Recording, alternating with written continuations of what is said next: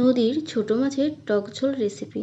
Hello guys, রান্নাবান্নায় বাঙালিয়ানার রান্নাঘরে সবাইকে স্বাগত। বর্ষার সিজনে ছোট মাছ আমদানি শুরু হয়ে গিয়েছে। আমাদের এখানে এখন অনেক বেশি ছোট মাছ পাওয়া যাচ্ছে।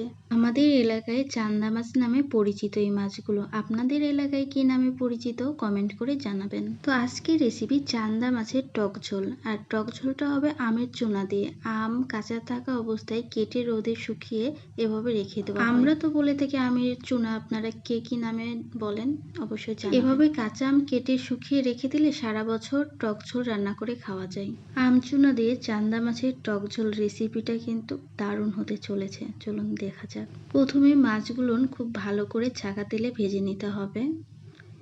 মাছ দিয়ে দুই পাশ খুব ভালো করে ভেজে উঠিয়ে নেওয়া হবে। তো গাইস, এই রেসিপিটা আপনারা যদি খেয়ে থাকেন আগে অবশ্যই কমেন্ট করে জানাবেন, আর না খেয়ে থাকলেও জানাবেন কমেন্ট করে। অনেকদিন পর আবারও আমি একটা বড় ভিডিও নিয়ে চলে এসেছি। ইদানিং ছোট ভিডিও দিতে দিতে বড় ভিডিওর কথা মনেই থাকে না। তেলের উপর শুকনা মরিচ ফোড়ন দেওয়া হয়েছে। এরপরে ফোড়ন দেওয়া হবে 5 ফোড়ন, সামান্য পরিমাণ সরিষা, কাঁচা মরিচ।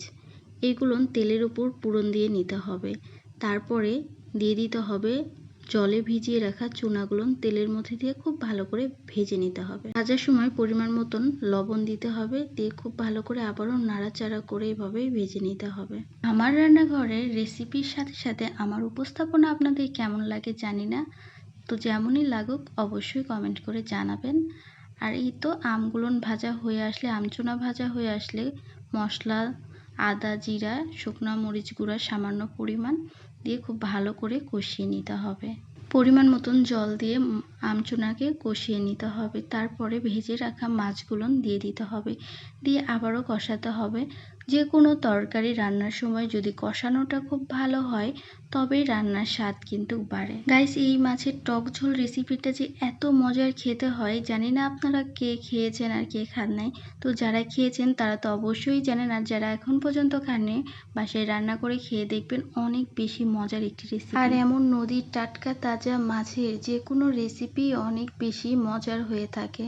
তো এখানে কষানোর পরে ঝোলের জল দেওয়া হয়েছে, তারপরে আবারও একটু নাড়াচাড়া করে দেওয়া হচ্ছে। রেসিপিটা আপনাদের কাছে ভালো লেগে থাকলে বেশি বেশি ভালোবাসা দিবেন, লাইক কমেন্ট ফলো শেয়ার দিয়ে পাশে থাকবেন। এই যে আপনাদের সাথে টুকটাক করে গল্প করছি আর রেসিপি একটু একটু করে বলে দিচ্ছি, এইভাবেই আগিয়ে যাব আস্তে আস্তে। মাছের টক ঝোল একটু ঝোল ঝোল খেতে ভালো লাগে, আবার অনেকেই গা মাখা খেতে পছন্দ করে। যে যেমন খেতে পছন্দ করে সেভাবে রান্না করে নেবে। আমাদের বাসায় একটু ঝোল ঝোল রান্না করা হয়। যেহেতু টকের তরকারি, নামানোর সময় সামান্য পরিমাণ চিনি দিয়ে ফুটিয়ে নেড়েচেড়ে নামাই নিতে হবে। ঝোলের স্বাদটা হবে টক ঝাল মিষ্টি। টক ঝোল রেসিপি রেডি, এখন নামাই নেওয়া হবে। কি দারুণ কালার হয়েছে গাইস, দেখতে একদম লোভনীয় হয়েছে, অনেক বেশি সুন্দর হয়েছে কালারটা। এমন স্বাদের ঝোল তরকারি হলে তো এক থাল ভাত নিমিষেই খেয়ে নেওয়া যাবে। কি বলেন বন্ধুরা? আমার তো তাই মনে হয়। অনেক মজার হয়েছে। টাটা।